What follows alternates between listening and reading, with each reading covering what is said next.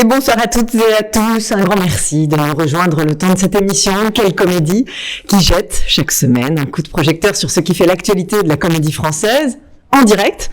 Ce soir, nous allons parler d'une création qui débute mercredi et qui court jusqu'au 10 mars au Théâtre du Vieux Colombier. Le Silence de Guillaume Poix et Lorraine de Sagazan, mise en scène par Lorraine de Sagazan. Bonsoir Lorraine de Sagazan. Merci beaucoup d'être là et bonsoir également à deux des interprètes de cette création. Marina Hans, bonsoir. Vous êtes, pour ceux qui peut-être, je ne sais pas si ça a encore été dit peut-être par Béline, mais 542e sociétaire depuis le 1er janvier.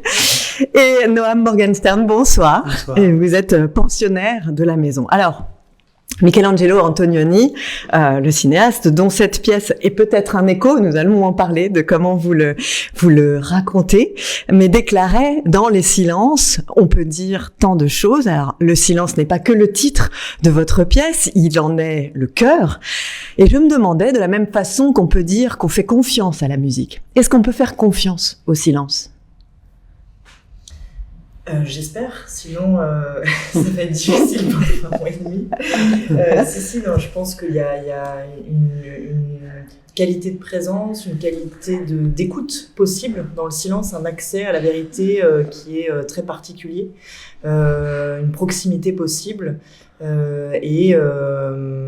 oui, un rapport à la vérité qui est tout autre, je crois, et auquel on peut tout à fait faire confiance. Et pour les comédiens que vous êtes, sur cette notion de silence, on va parler évidemment de comment on s'en empare avec son corps, etc., mais sur cette idée de confiance, est-ce que c'est quelque chose qui vous parle ? Moi, je suis très à l'aise dans le silence. Je l'ai toujours été, donc c'est à cet endroit-là, en tout cas, je ne ressens pas de contrainte.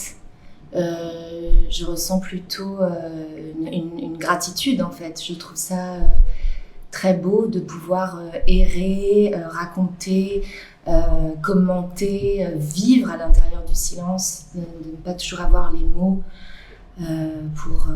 pour dire, quoi.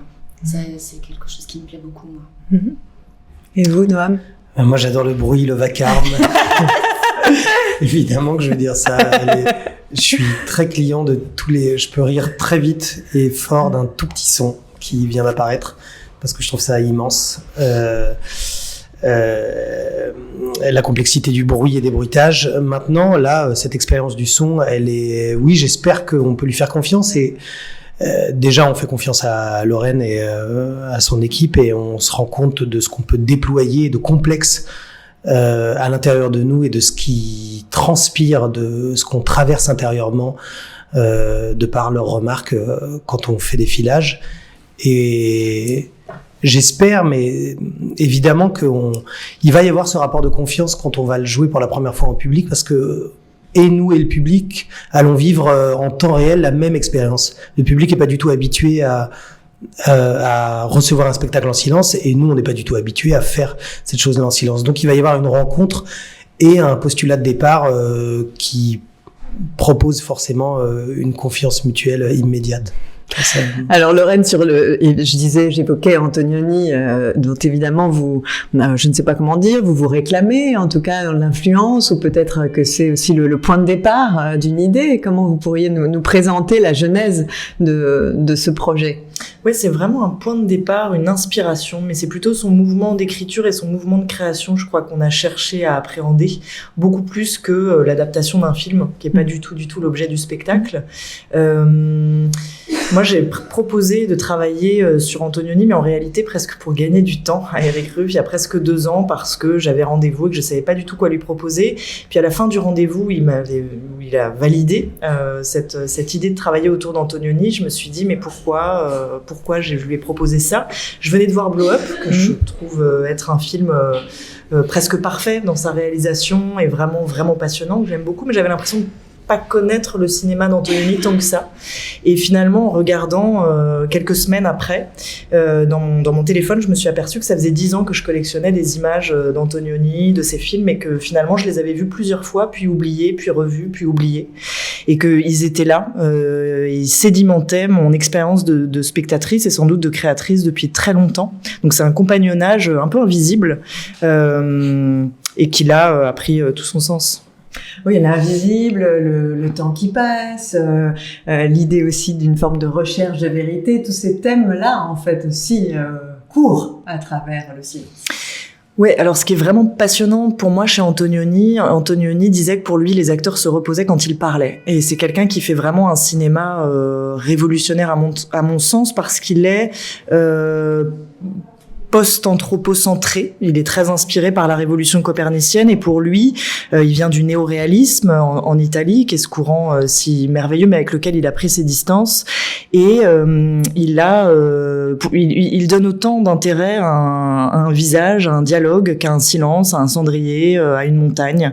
Et c'est surtout, je crois, l'expérience des spectateurs qu'il questionne par des biais très différents et qui sont pas simplement contenus dans presque une conception un peu traditionnelle de la narration aristotélicienne, d'intrigue, d'action.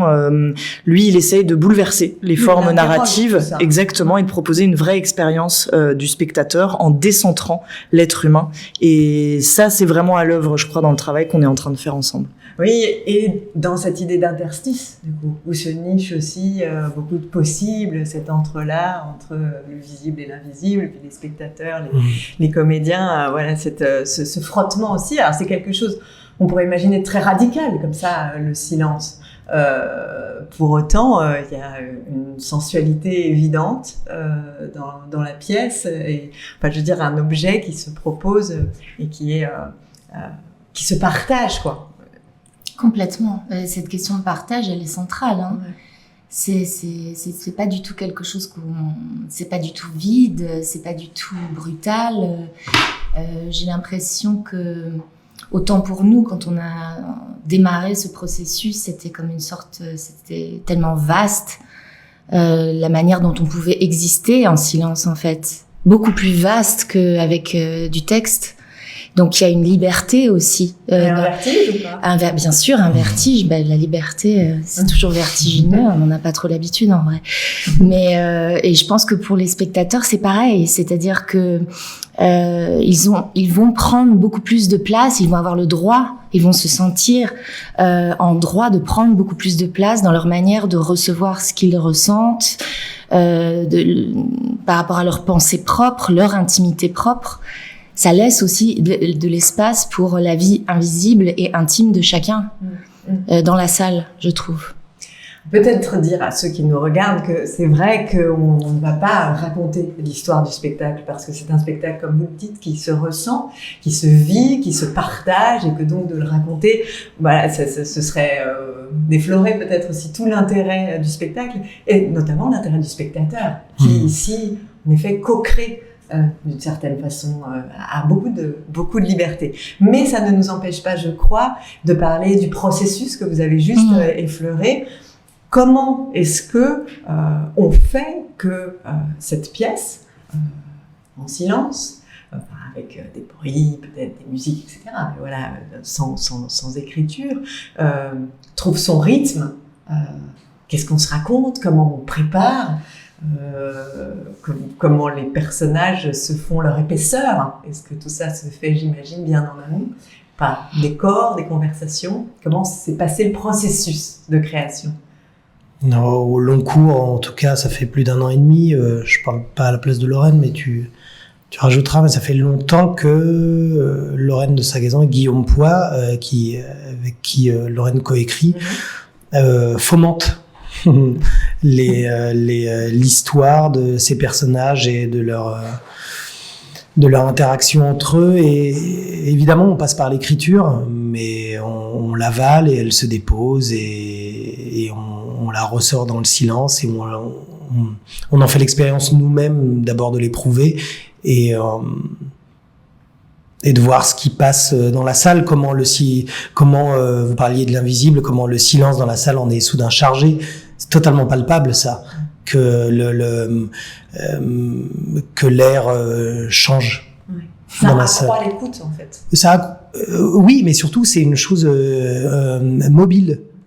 modulent en direct, c'est-à-dire les silences, c'est pas une chose posée, horizontale, c'est vraiment une espèce de forme dont on est tous responsables, comme si on pouvait rendre visible l'oxygène qu'on recrache. Enfin, il y a quelque chose comme ça qui se crée en direct. Alors, et il faut passer par le texte. De toute façon, il y a une structure très précise, une partition. Un texte, c'est-à-dire une partition, oui, sans doute, en plus du texte, mais il y a des vrais enjeux, des vraies répliques très précises, avec une intention sur les répliques, et qu'on traverse dans un temps précis, à l'écoute des autres, et il y a une vie qui circule, et elle a ça, c'est l'orchestration d'abord et surtout de Lorraine, c'est-à-dire comment d'une pensée traversée, éprouvée et donnée, ça enchaîne et ça fait rebond sur l'autre qu'on essaye d'atteindre en silence. Et donc il y a une écoute entre nous et en même temps on sent que on est responsable de l'air qui se modifie. Mais c'est très précis. Vas-y, je t'en prie. Oui, non, enfin c'est vrai pour rendre quand même, à César Guillaume Poix, donc qui est écrivain, écrit à partir, ça fait en effet 1 an et demi qu'à partir des thèmes chers à Antonioni, donc la disparition, la déréliction des sentiments, le temps qui passe, des questions existentialistes quand même. Donc ça c'est des choses qu'on a vraiment empruntées à Antonioni, l'idée d'une intrigue qui s'effriterait aussi, qui est vraiment quelque chose, mais que là le spectateur mène au fur et à mesure de la pièce. C'est pour ça qu'on résume jamais la pièce, parce que il y a une reconnaissance. Les spectateurs et les spectatrices doivent s'orienter, pister, chercher à l'intérieur du spectacle de quoi reconnaître des signes qui feraient sens. Donc c'est aussi un rapport des indices. Exactement, un rapport aussi à Antonioni disait cette phrase, il voulait que les spectateurs soient pas attentifs mais disponibles. Donc c'est un autre accès en fait à l'œuvre qui nécessite, vous parlez de confiance au début, une confiance autre aussi pour les spectateurs et les spectatrices, c'est-à-dire pourquoi on ne légitime une compréhension la plupart du temps que par les mots, parce que les mots sont le seul vecteur de compréhension, d'accès à une œuvre. Avec le théâtre, ça peut paraître contre-intuitif de faire du silence, alors qu'en réalité, pour moi, ça fait théâtre à chaque instant. Mais il y a un grand travail vraiment donc de monologue intérieur, qui est une chose qui se pratique assez régulièrement quand même, au théâtre. Et Antonioni travaillait là-dessus, sur le monologue intérieur. Il était lui-même inspiré d'Eisenstein, qui était lui-même inspiré de Joyce. Donc c'est une longue tradition d'écriture, mais d'écriture qui est tue. Et c'est vrai que tout le travail a été aussi à partir de... Donc il y a des allers-retours en fait avec l'écriture, puis des improvisations aussi. On a fait beaucoup d'improvisations pour créer des liens, pour créer même des liens de famille avec des acteurs et des actrices qui nous ont rejoints parfois en répétition et qui font pas partie de la distribution, des gens de l'extérieur qui jouent encore d'autres personnages. Même pour charger en fait. Exactement. Exactement. Pour habiter en fait, et je crois que on parlait de vérité aussi au tout début. En fait, moi, ce qui me bouleverse, je crois aussi dans le silence, c'est que le silence, donc il y a évidemment l'économie de parole, mais aussi ça induit une économie de gestes, ça induit une économie de production d'effets, ça induit une économie de volonté, d'intention, de production, et on chemine petit à petit vers quelque chose qui s'apparenterait à de la pure présence. Et c'est là où je parle d'intimité, c'est-à-dire on est, je crois, parfois face à quelqu'un, avec l'impression de traverser cette personne. Et ça, c'est quelque chose que je trouve, moi, prodigieux au théâtre. Et là, en plus, on est dans un dispositif bifrontal, donc on est très rapproché des détails, des visages.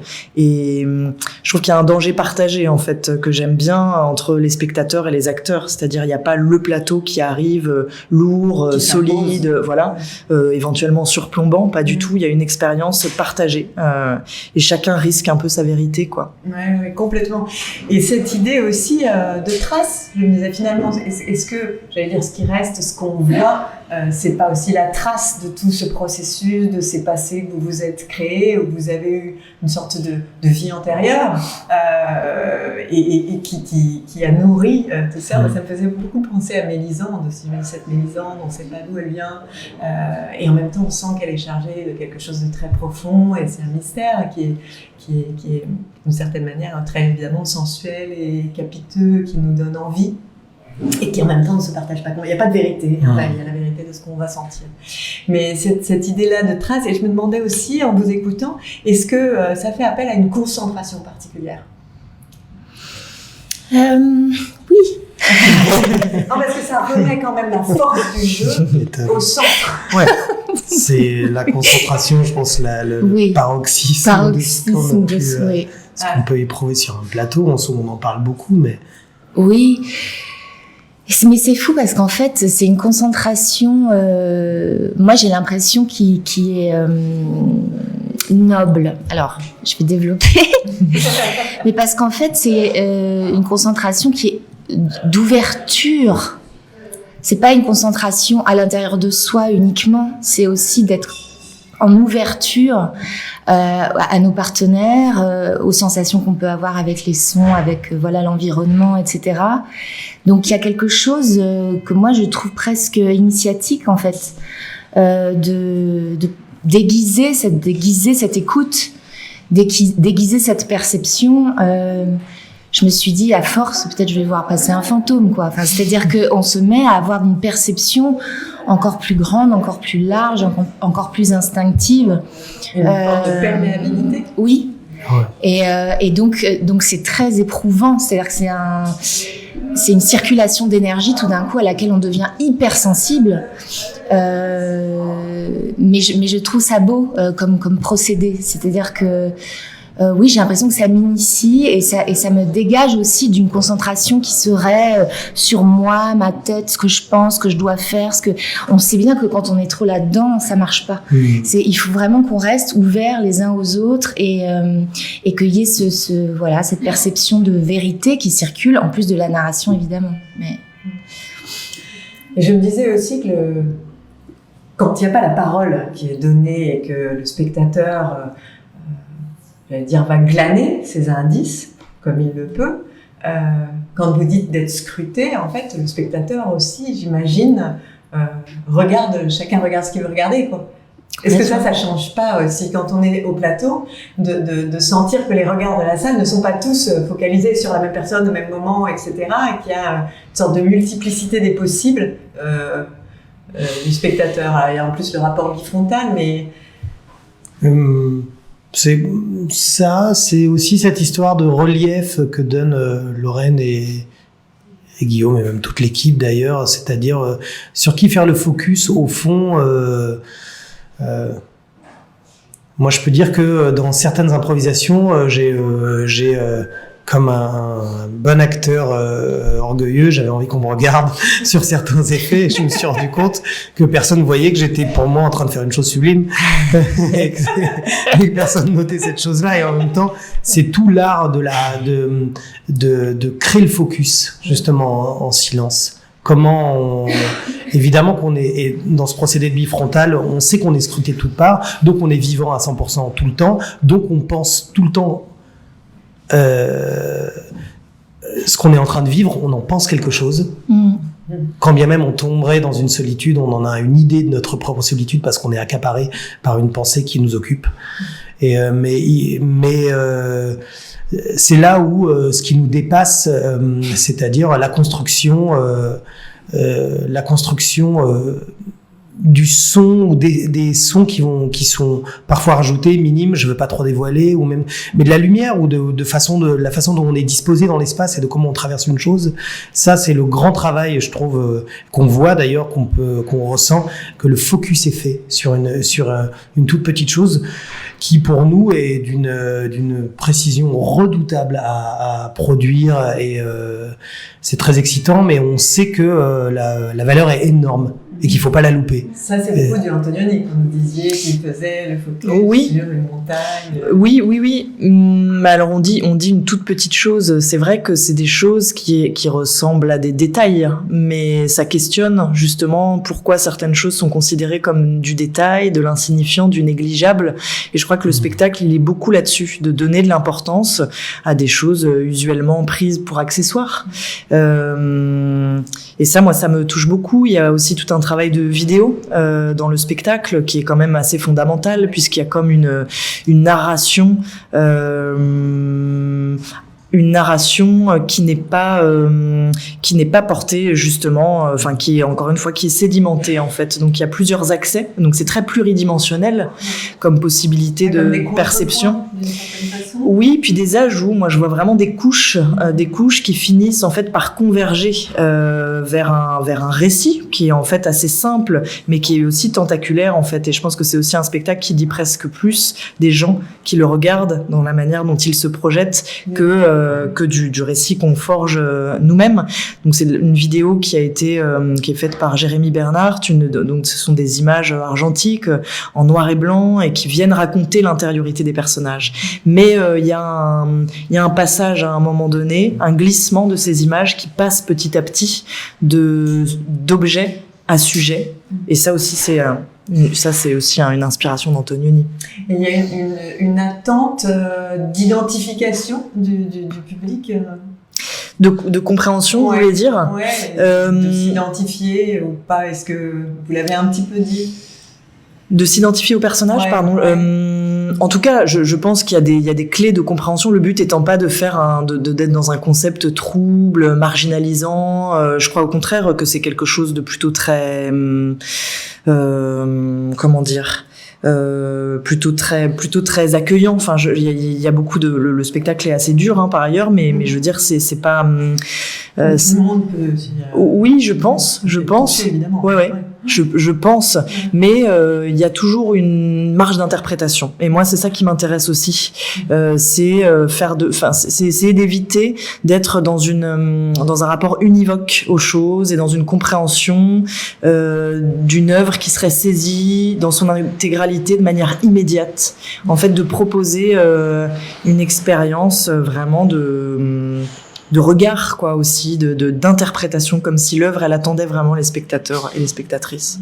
Est-ce que ça induit un rapport particulier à la pudeur?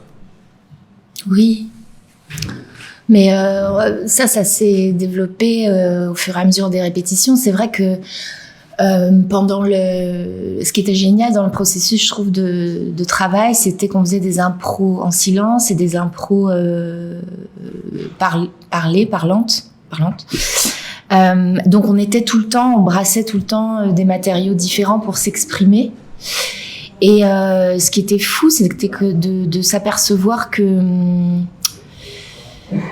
finalement, à force de brasser comme ça différents modes d'expression, le silence était finalement celui qui convenait le mieux, qui était le plus intéressant par rapport à ce qu'on cherchait à raconter. Mais j'ai l'impression que ça s'est imposé. Donc tout ce qui pouvait dans un premier temps paraître un peu trop conceptuel, dans lequel on serait tout d'un coup un peu comme des cobayes d'une expérience sur laquelle on n'aurait aucun contrôle, etc. Finalement, on se l'approprie beaucoup et ça renforce et on n'est plus du tout dans des questions d'exhibitionnisme, de productivité, justement, d'efficacité, où tout d'un coup c'est une proposition qui s'est transformée, qui est devenue une véritable proposition artistique aussi, dans une forme d'évidence, je trouve. Donc ces questions-là, elles se posent plus au bout d'un moment. Ouais, vous êtes d'accord avec ça? Oui, sur l'expérience. J'étais quand même en train de penser, je t'écoutais, j'étais en train de penser je me justifie, que dans cette expérience du silence, il y allait avoir, elle se prolonge au-delà du moment du spectacle, et c'est-à-dire ce que propose Lorraine, c'est que avec cette expérience du silence, c'est comment la parole va renaître une fois que ce moment de silence est terminé. C'est-à-dire le spectateur il y a une espèce de chose comme ça qui se transmet dans la salle, parce qu'on a déjà commencé à faire des filages avec un peu de public, et je me rends bien compte que on est à l'écoute du silence qui revient, et de comment il y a la prise en charge des spectateurs eux-mêmes, de se dire à quel moment je brise ce silence. C'est-à-dire ils l'ont sur eux-mêmes. C'est-à-dire il y a vraiment, c'est parce que Lorraine parlait d'un déplacement. C'est vrai d'ailleurs, il y a une chose. On voit que le spectacle n'est pas uniquement les actrices et les acteurs et la dramaturgie elle-même. Il y a vraiment quelque chose qui va hors de nous, qui s'en va, et avec la vidéo, il y a aussi cette chose qui se déplace, et là, Enfin voilà, j'espère que ça que vous m'avez posé comme question. En tout cas, je pensais à ça, à cette expérience qui se poursuit et qui continue et qu'on a sur le dos et sur son visage quand on est spectateur. Je le vois. Et quand on est acteur, comment on renaît de ce spectacle?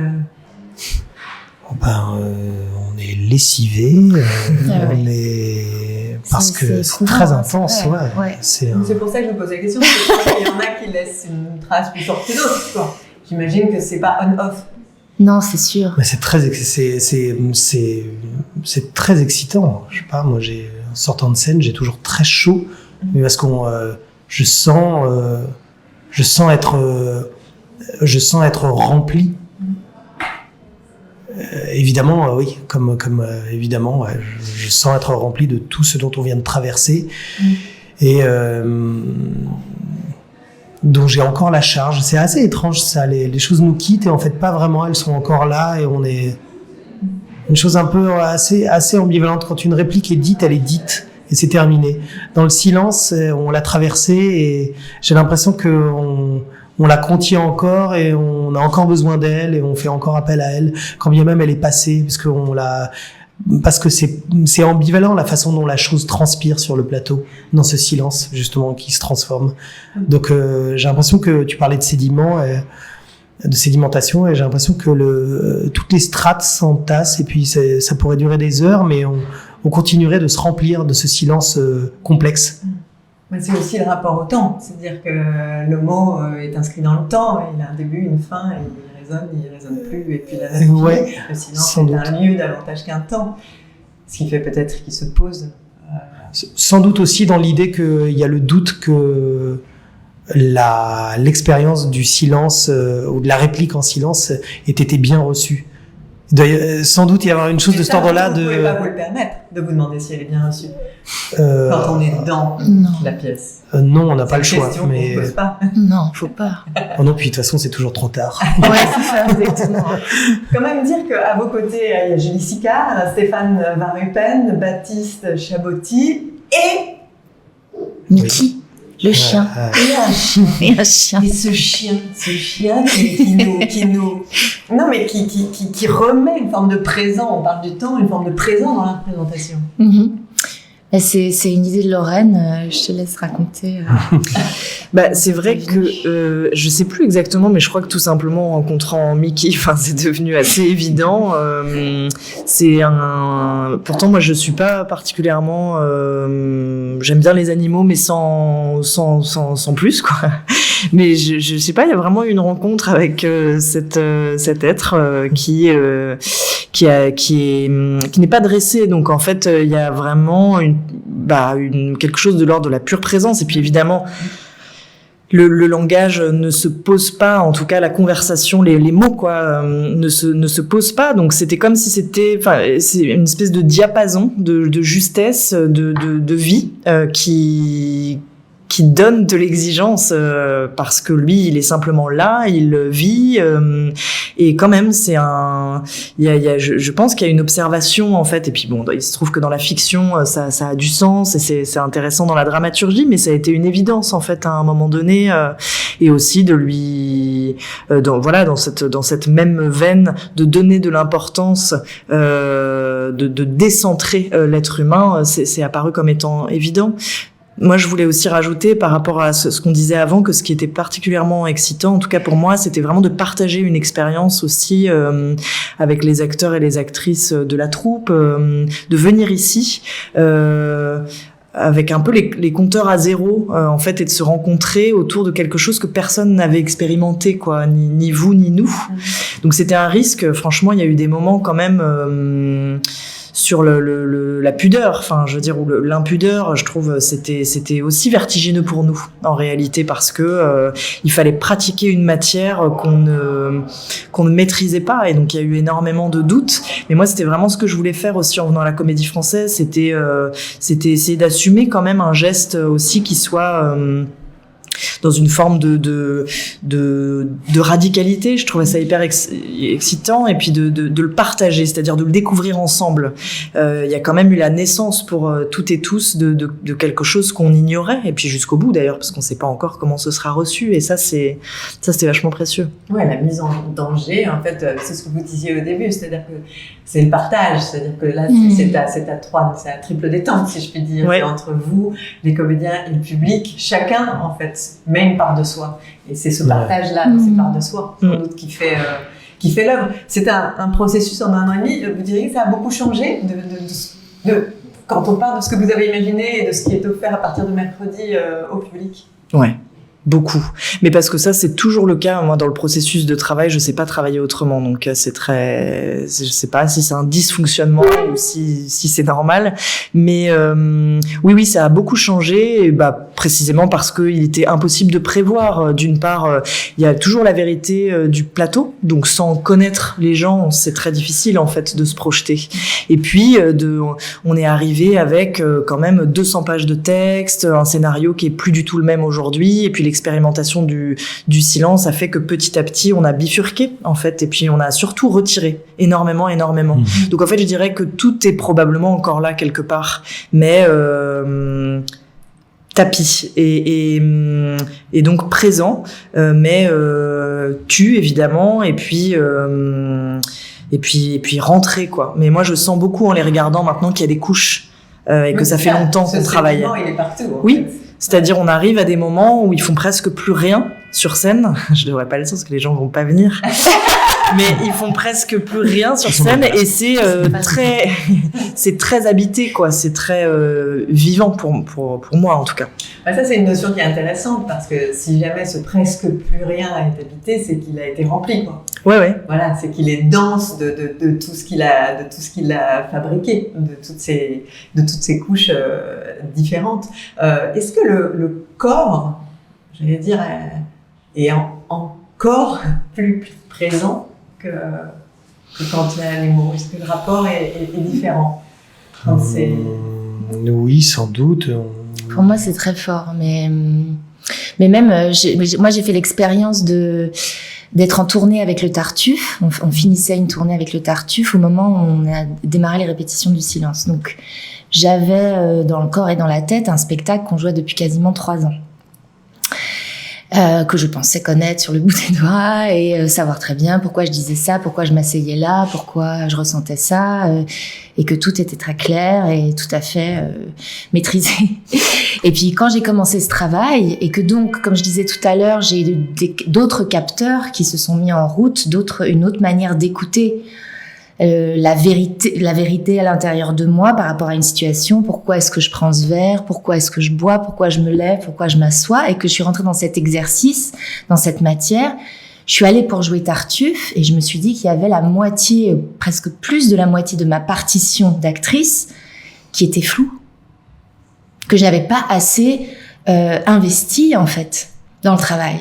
Parce que c'est vrai que le texte, c'est le texte, surtout quand c'est Molière, quand c'est extraordinaire comme ça, on se dit, il y a le texte, puis voilà.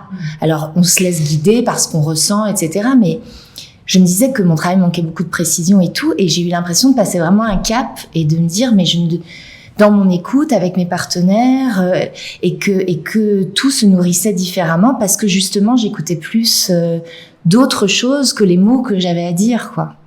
Et donc, je me suis dit, c'est dingue, parce que ça va complètement avec le travail de l'acteur, dans ce qu'il a de plus simple et de plus primaire, de travailler dans cette écoute du corps et dans cette écoute des émotions, du ressenti.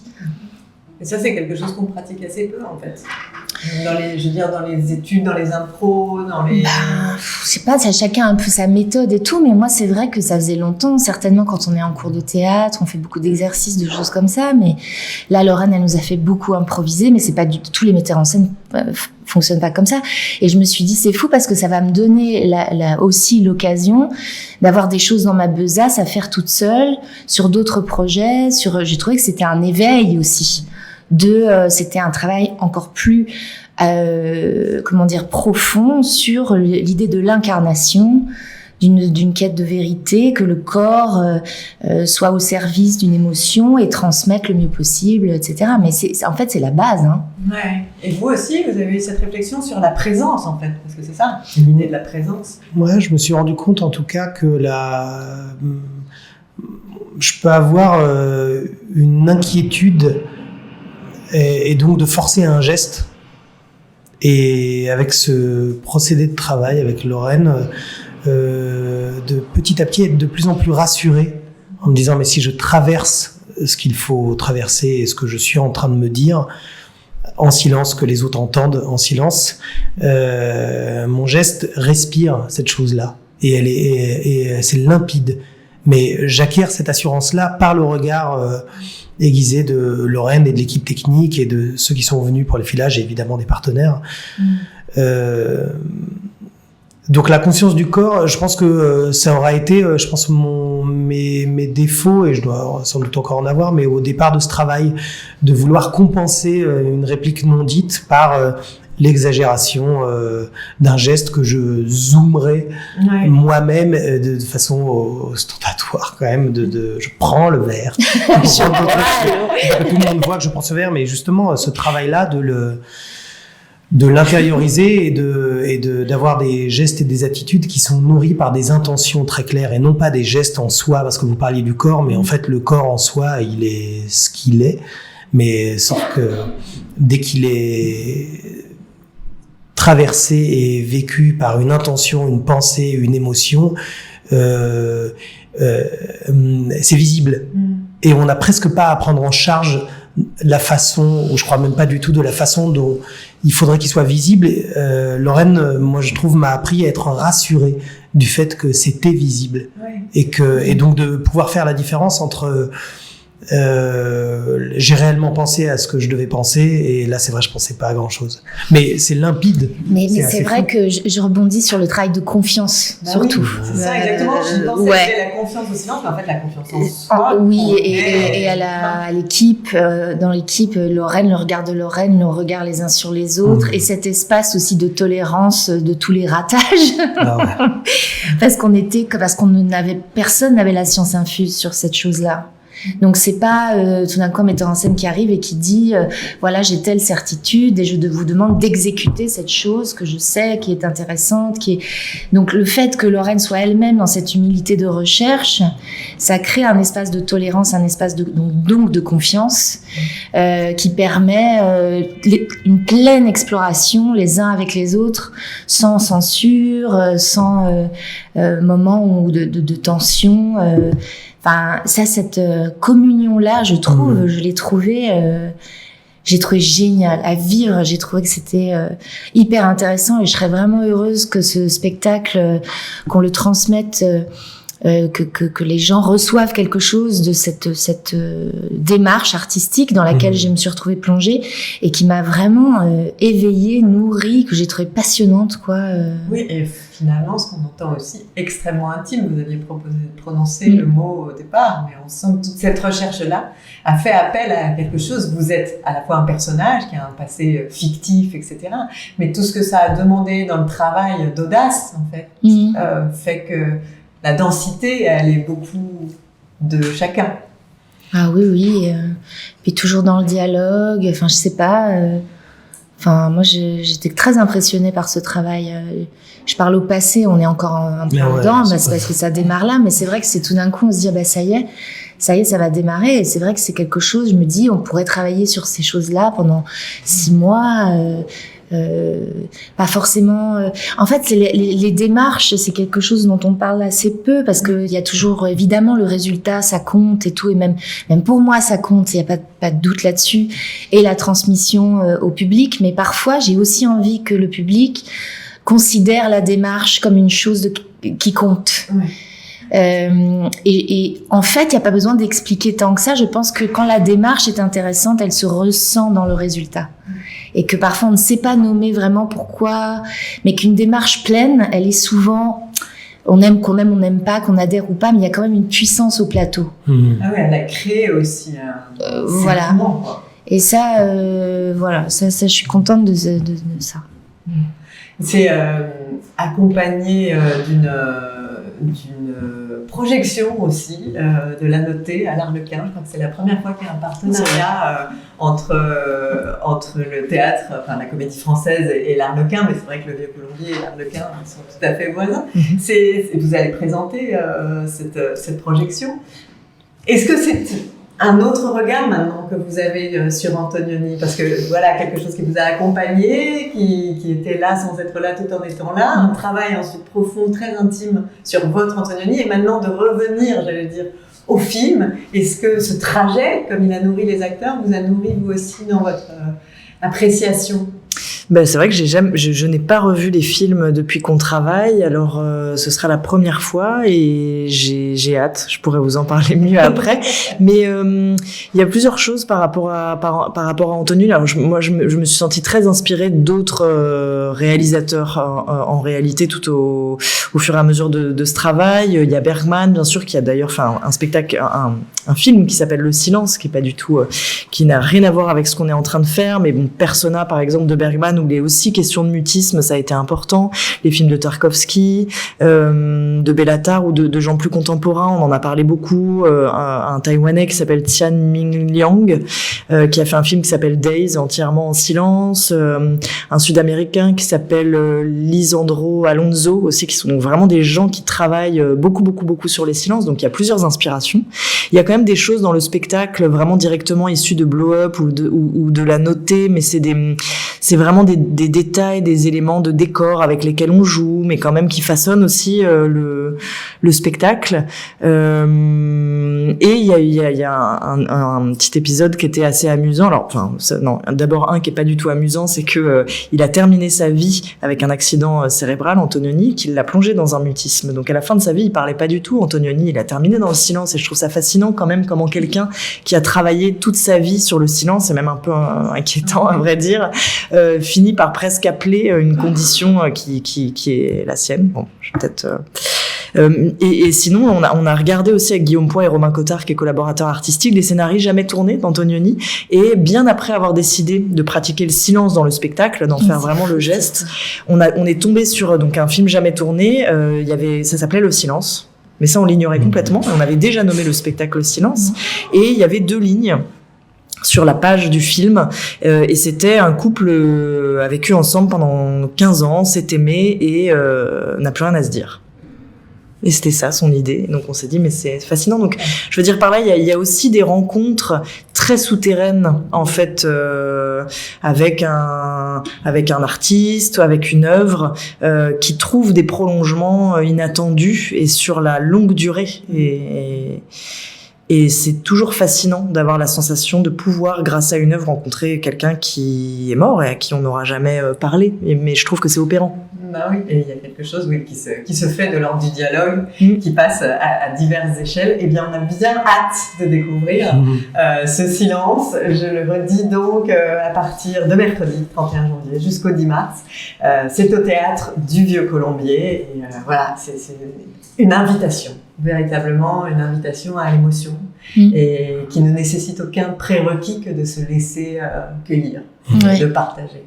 Merci beaucoup. Merci d'avoir été avec nous. Merci beaucoup évidemment à Vanessa Freinet et Chantal Hureau pour la préparation. Et puis Arthur Lenoir et Zélie d'Allemagne pour la réalisation. Lundi prochain, et bien je crois que c'est pas Méline, je crois que c'est moi encore. À lundi. Merci.